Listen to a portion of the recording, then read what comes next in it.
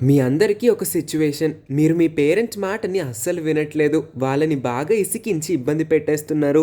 వాళ్ళ కోపం, ఫ్రస్ట్రేషన్‌కి మూల కారణం మీరే అవుతున్నారు. ఇంకొక పాయింట్‌లో వాళ్ళ ఆవేశం ఆకాశంకి అంటుతుంది. కరెక్ట్‌గా అదే టైంలో వాళ్ళకి ఒక రిమోట్ దొరుకుతుంది. రిమోటా? దాంతో వాళ్ళేం చేస్తారు? మాటల్ని ఆపడం ఎవ్వరి వల్ల కాదని మీరు అనుకుంటున్నట్లయితే మీ మాటల్ని మీరు వెనక్కి తీసుకోవాల్సి ఉంటుంది. ఎందుకంటే ఈ రిమోట్ మామూలు రిమోట్ కాదు. ఇది ఒక పవర్‌ఫుల్ రిమోట్. దీంతో ప్రతి తల్లి తమ ఇండిసిప్లిన్ కిడ్స్‌ని కంట్రోల్‌లోకి తెచ్చి అతి చేయకుండా కంట్రోల్‌లో పెట్టగలదు. మరి అలాంటి ఒక రిమోట్ మన పేరెంట్స్‌కి దొరికితే ఎలా ఉంటుంది? ఇప్పుడు మీకు ఎటువంటి ఫీలింగ్ కలగకపోవచ్చు. కానీ ఈ మూవీ ఎక్స్‌ప్లనేషన్ అయ్యేసరికి మీరందరూ ఇలాంటి రిమోట్ కనిపెట్టకపోతేనే బెస్ట్ అని అంటారు. మరి ఇలాంటి ఒక రిమోట్ ఓ స్ట్రిక్టెస్ట్ మదర్‌కి దొరికితే పాపం ఆ కొడుకు పరిస్థితి ఏంటో చాలా థ్రిల్లింగ్ అండ్ బాధాకరమైన వేలో చూపించే మూవీనే 2018లో విడుదలైన మదర్స్ రిమోట్. మూవీ షూలీ అనే ఒక మిడిల్ ఏజ్డ్ ఉమెన్ ని చూపించడంతో స్టార్ట్ అవుతుంది. షూలీకి రీసెంట్ గానే ఆమె హస్బెండ్ తో డైవర్స్ అయిపోతుంది. వీళ్ళిద్దరికి ఒక టీనేజ్ అబ్బాయి కూడా ఉంటాడు.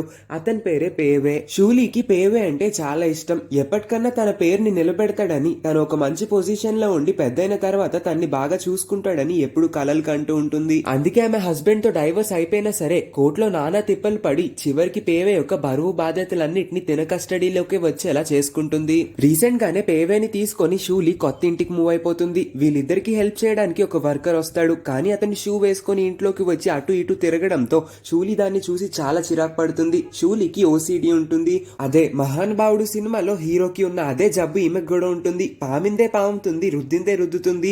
చేతులు అరిగిపోయేంత వరకు ఒకే దాన్ని తుడుస్తూ ఉంటుంది. కానీ చివరికి ఆమెకి సాటిస్ఫాక్షన్ మాత్రం రాదు. అలా క్లీన్ చేయడం వల్ల ఉపయోగాలు ఏంటో కూడా మనకి కొద్దిసేపట్లో తెలిసిపోతుంది. ఓ రోజు అలాగే క్లీన్ చేస్తూ పేవే యొక్క బెడ్ కింద ఉన్న బాక్సుల్ని కనిపెట్టేస్తుంది.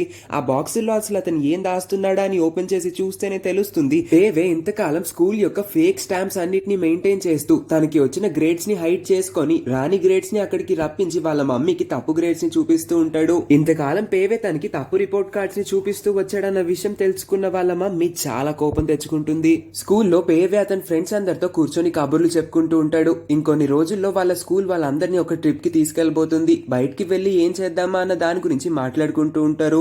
అదే టైంకి వాళ్ళ క్లాస్మేట్ ఒక అమ్మాయి వస్తుంది. పేవే యొక్క ఫ్రెండ్ యొక్క జాకెట్ ని తీసుకొని అతని చేతిలో ఒక లెటర్ ని పెడుతుంది. దానిలో ఏముందా అని చూస్తే తన్ని డేట్ కి పిలుస్తుంది. ఇంకేముంది, మిగిలిన ముగ్గురు ఫ్రెండ్స్ వాడిని ఏడిపిస్తూ ఉంటారు. వాడేమో సిగ్గుతో మెలికలు తిరిగిపోతూ ఉంటాడు. అలా వాళ్ళిద్దరికి మధ్యన ఇంకొన్ని రోజుల్లో ఒక రొమాంటిక్ రిలేషన్షిప్ స్టార్ట్ అవబోతుందేమో అని చెప్పి వీళ్ళందరూ ఎక్స్పెక్ట్ చేస్తారు. ఆ తర్వాత పేవే ఒక ప్రింటింగ్ షాప్ కి వెళ్లి తనకి నచ్చినన్ని మార్క్స్ ఒక కార్డ్ మీద వేయించుకొని దాన్ని ప్రింట్ చేసి బయటికి తీస్తాడు. వీడిలాంటి పనులన్నీ చేస్తున్నాడని వాళ్ళ మమ్మీ కనిపెట్టిందంటే ఖచ్చితంగా వాళ్ళ మమ్మీ తిన్ని స్కూల్ ట్రిప్ కి పంపించదు. ఈ విషయం పేవేకి బాగా తెలుసు. కానీ మార్క్స్ తక్కువ వచ్చినాయి అని చెప్పినా సరే వాళ్ళ మమ్మీ ఒక భద్రకాళి అవతారాన్ని చూడడం కూడా అతనికి చాలా భయం. అందుకే ఈసారి కూడా ఎప్పుడు చేసేలానే ఆ ఫేక్ స్టాంప్స్ ని వేసి ఇదే రిపోర్ట్ కార్డ్ ని వాళ్ళ మమ్మీకి చూపిద్దాం అనుకుంటాడు. కానీ ఇంటికి వచ్చిన పేవేకి ఒక పెద్ద షాక్ తగులుతుంది. అతను మంచం కింద దాచుకున్న ఆ ఫేక్ స్టాంప్స్ అన్ని కూడా అక్కడ ఉండవు. ఖచ్చితంగా వాళ్ళ మమ్మీకి తెలిసిపోయిందేమో అనుకుని బాగా భయపడిపోతాడు.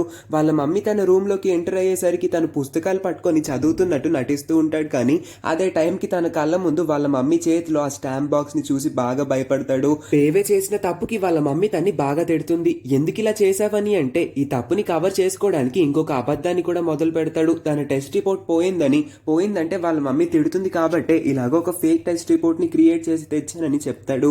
ఈ అబద్ధాన్ని విని వాళ్ళ మమ్మీకి ఇంకా కోపం వచ్చేస్తుంది. పేవేకి పెయింటింగ్ ఇంకా డూడ్లింగ్ అంటే చాలా ఇష్టం. కానీ వాళ్ళ మమ్మీ తనకి ఎప్పుడు సపోర్ట్ చేయదు. ఇలాంటివన్నీ చదువురాని వాళ్ళే చేసుకుంటారని ఎప్పుడు తిడుతూ ఉంటుంది కూడా. ఇప్పుడు పేవే చేసిన తప్పుకి తన్ని స్కూల్ ట్రిప్ కి కూడా పంపించనని చెప్తుంది. ఈ మాటలన్నీ వింటున్న పేవేకి ఒళ్ళంతా మండిపోతూ ఉంటుంది. మా ఫ్రెండ్స్ అందరూ వెళ్తారు, నేను మాత్రం వెళ్ళలేను. ఒకవేళ నేను నాన్న దగ్గర పెరుగుంటే గనక నాన్న ఇన్ని రూల్స్ అండ్ రెగ్యులేషన్స్ పెట్టుండేవాడు కాదు. నువ్వు మాత్రమే ఇలాంటివన్నీ చేస్తావా అమ్మా అని చెప్పి తన్ని అంటాడు. ఈ మాటలు డైరెక్ట్ గా వెళ్లి అమ్మ మనసుకి గుచ్చుకుంటాయి. ఇదే బాధతో తను రాత్రంతా వర్క్ చేసుకుంటుంది. ఆ తర్వాత వచ్చి పేవే ఒక డోర్ ని నాక్ చేసినా సరే అతను ఎటువంటి రెస్పాన్స్ ఇవ్వడు. అలా తను ఇంటి నుంచి షాప్ కి వచ్చి ఒక సిగరెట్ ప్యాకెట్ ని కొనుక్కొని రోడ్ మీద సిగరెట్ కాలుస్తూ ఉంటుంది. తన పక్కనే ఉన్న ఒక స్క్రీన్ పైన ఒక అడ్వర్టైజ్మెంట్ ప్లే అవుతూ ఉంటుంది. అందులో ఇలా మాట్లాడతారు, మీ పిల్లలు మీ మాట వినట్లేదా? అలా అయితే మా దగ్గర ఒక సొల్యూషన్ ఉంది. లేటెస్ట్ టెక్నాలజీని ఉపయోగించి సైంటిస్ట్ ఒక రిమోట్ ని తయారు చేశారు. ఈ రిమోట్ ని కనుక మీరు కొనుక్కున్నారంటే మీ పిల్లలు ఏం చేయాలన్న ప్రతి విషయాన్ని మీరే నిర్ణయించగలుగుతారు. ఈ రిమోట్ తో మీరు మీ పిల్లల్ని కంట్రోల్లో పెట్టుకోగలుగుతారని చెప్తారు. ఆ అడ్వర్టైజ్మెంట్ ఎందుకో షూలీ యొక్క అటెన్షన్ ని కంప్లీట్ గా గ్రాప్ చేసేస్తుంది. కళ్ళార్పకుండా అదే అడ్వర్టైజ్మెంట్ వైపు చూస్తూ ఏదో ఆలోచిస్తూ ఉంటుంది. ఇంకాసేపటికి షూలీ పక్కకి ఒక అతను వచ్చి కూర్చుంటాడు. అతన్ని కేర్ఫుల్ గా అబ్జర్వ్ చేస్తేనే ఆ అడ్వర్టైజ్మెంట్ లో కనిపించిన అదే అబ్బాయి అని మనకి అర్థమవుతుంది. వాడు తన పక్కకి వచ్చి మీకు కూడా ఈ రిమోట్ కావాలా, మీ అబ్బాయి కూడా మీ మాట వినట్లేదా అని చెప్పి అంటాడు. మరుసటి రోజు పేవే లేట్ గా లెగుస్తాడు. తను క్యారేజ్ ని తీసుకొని చాలా స్పీడ్ గా పరిగెత్తుకుంటూ వెళ్తున్నప్పుడు ఒక అబ్బాయిని గుద్దేస్తాడు. అతనికి సారీ చెప్పుకొని వెళ్లేసరికి తన బస్ ని మిస్ అవుతాడు. అందుకే ఒక టాక్సీని తీసుకొని లోపలికి ఎక్కి కూర్చున్నప్పుడు ఆ టాక్సీ డ్రైవర్ వాళ్ళ అబ్బాయి కూడా పేవే చదువుతున్న అదే స్కూల్లో చదువుతున్నట్టు చెప్తాడు. ఎందుకో అర్థం కాదు కానీ పేవేకి ఈ సిరీస్ ఆఫ్ ఈవెంట్స్ ని చూస్తుంటే అచ్చం నిన్న ఎలా జరిగినాయో ఇవాళ కూడా అలానే జరుగుతున్నట్టు అనిపిస్తాయి. స్కూల్ కి వచ్చి వాళ్ళ ఫ్రెండ్స్ అందరినీ ఇవాళ డేట్ ఏంటని అడిగితే వాళ్ళు June 7th అని అంటారు. నిజానికి June 7th నిన్న ఆల్రెడీ అయిపోయింది. పేవేకి ఈ విషయం క్లియర్ గా గుర్తుంటుంది కూడా. కానీ వీళ్ళందరికీ ఎందుకు గుర్తులేదు, వీళ్ళందరూ ఎందుకు ఇలా మాట్లాడుతున్నారని తను బాగా కన్ఫ్యూజ్ అవుతాడు. బ్రేక్ టైమ్ లో పేవే తన ఫ్రెండ్స్ అందరితో కలిసి కూర్చొని కబుర్లు చెప్పుకుంటూ ఉంటాడు. అచ్చం నిన్న ఎలా అయితే ఒక అమ్మాయి పేవే ఫ్రెండ్ ని జాకెట్ అడిగి తన చేతిలో ఒక లెటర్ ని పెట్టి తన డేట్ కి ఇన్వైట్ చేస్తుందో ఇవాళ కూడా అదే అమ్మాయి మళ్ళీ వచ్చి అలానే మాట్లాడుతూ అవే డైలాగ్స్ ని మళ్ళీ రిపీట్ చేయడంతో పేవేకి ఏమీ అర్థం కాదు. తన మైండ్ బ్లాక్ అయిపోతుంది. కానీ నిన్న నవ్వినట్టు ఇవాళ నవ్వలేకపోతాడు. సైలెంట్ గా ఉండిపోతాడు అంతే. ఇంటికి వచ్చి తన మంచం కింద చూసుకుంటే ఆ ఫేక్ స్టాంప్స్ యొక్క డబ్బాలన్నీ కూడా ఎక్కడ ఉండాల్సినవి అక్కడే ఉంటాయి.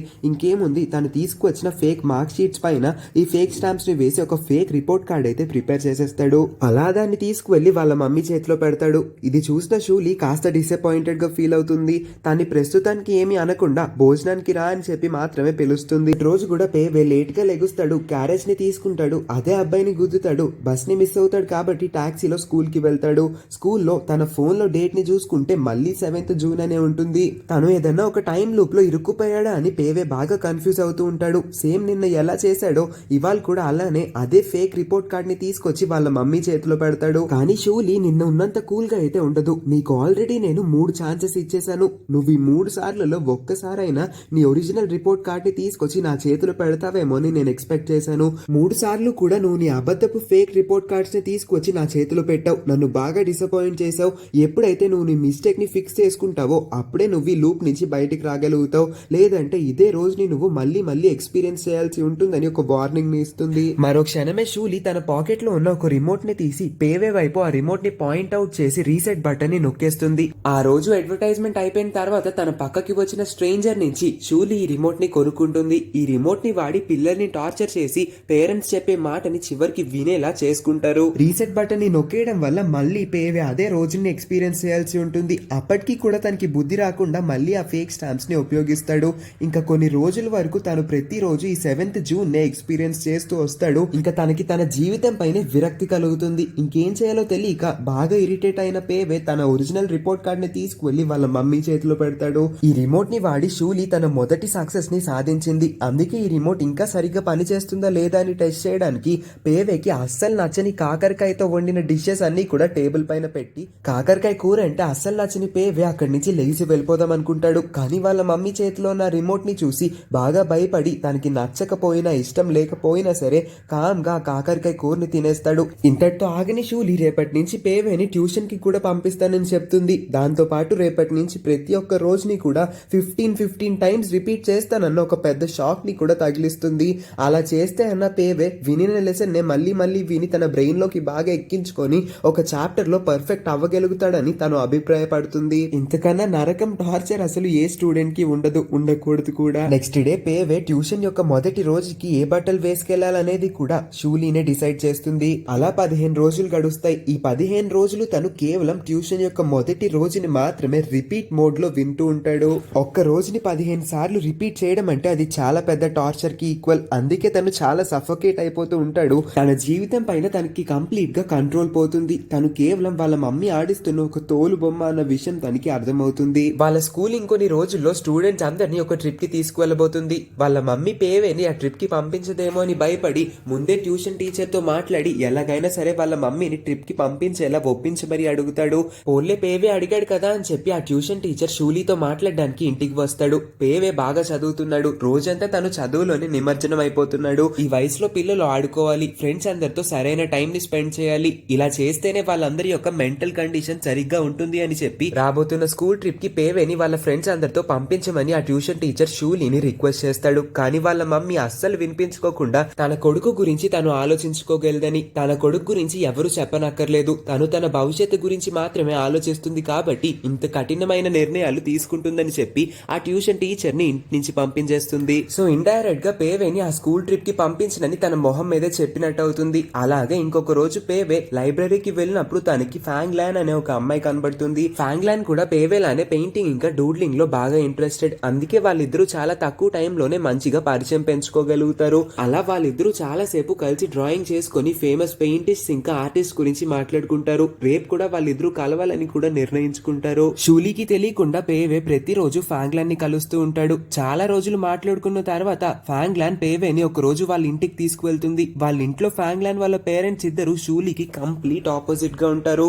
ఫాంగ్లాన్ వాళ్ళ మమ్మీ ఒక పెయింటర్, వాళ్ళ నాన్న ఒక మ్యూజిషియన్. ఇద్దరు కూడా చూడడానికి చాలా సరదాగా జాయ్ఫుల్ గా ఉంటారు. పేవేని కూడా గ్రాండ్ గా లోపలికి ఇన్వైట్ చేసి తనతో కూడా చాలా మంచిగా మాట్లాడతారు. ఈ బిహేవియర్ తనకి చాలా రిఫ్రెషింగ్ గా అనిపిస్తుంది. ఫాంగ్లాన్ ఇంకా పేవే వీళ్ళిద్దరూ కూడా టెర్రస్ పైకి వెళ్లి 2 పెయింటింగ్ గన్స్ ని పట్టుకొని ఒక క్లాత్ పైన రకరకాలుగా పెయింటింగ్ చేస్తూ వాళ్ళిద్దరిని కూడా పెయింటింగ్స్ తో తడిపేసుకుంటూ చాలా సరదాగా టైం ని స్పెండ్ చేస్తారు. గత కొన్ని నెలలుగా పేవే జీవితంలో ఈ సరదా ఇంకా నవ్వు అనే ఒక ఎలిమెంటే కంప్లీట్ గా మాయమైపోయింది. ఇన్ని నెలల తర్వాత ఫాంగ్లాన్ తో తను గడిపిన ఈ క్షణాలు తనకి ఎంతో మెమరబుల్ గా చాలా నచ్చే విధంగా అనిపిస్తాయి. కాబట్టి తను చాలా అంటే చాలా హ్యాపీగా ఫీల్ అవుతాడు. బాగా అలసిపోయిన తర్వాత ఇద్దరు అక్కడే పడిపోతారు. ఫాంగ్లాన్ పెద్దయిన తర్వాత న్యూయార్క్ కి వెళ్లి అక్కడ ఆర్ట్స్ నేర్చుకోవాలనుకుంటుంది. అదే తన డ్రీమ్ అని చెప్తుంది. ప్రతిరోజు పేవే స్కూల్ కి అటెండ్ అవ్వట్లేదు కాబట్టి వాళ్ళ క్లాస్ టీచర్ షూలీకి కాల్ చేసి మీ అబ్బాయి రోజు స్కూల్ కి రావట్లేదు, కొంచెం చూసుకోండి అని ఇన్ఫార్మ్ చేస్తాడు. రోజులు గడిచే కొద్దీ పేవే ఇంకా ఫాంగ్లాంగ్ ఒకరికి ఒకరు చాలా దగ్గర అయిపోతారు. వాళ్ళు ప్రతిరోజు రకరకాల డేట్స్ కి వెళ్లి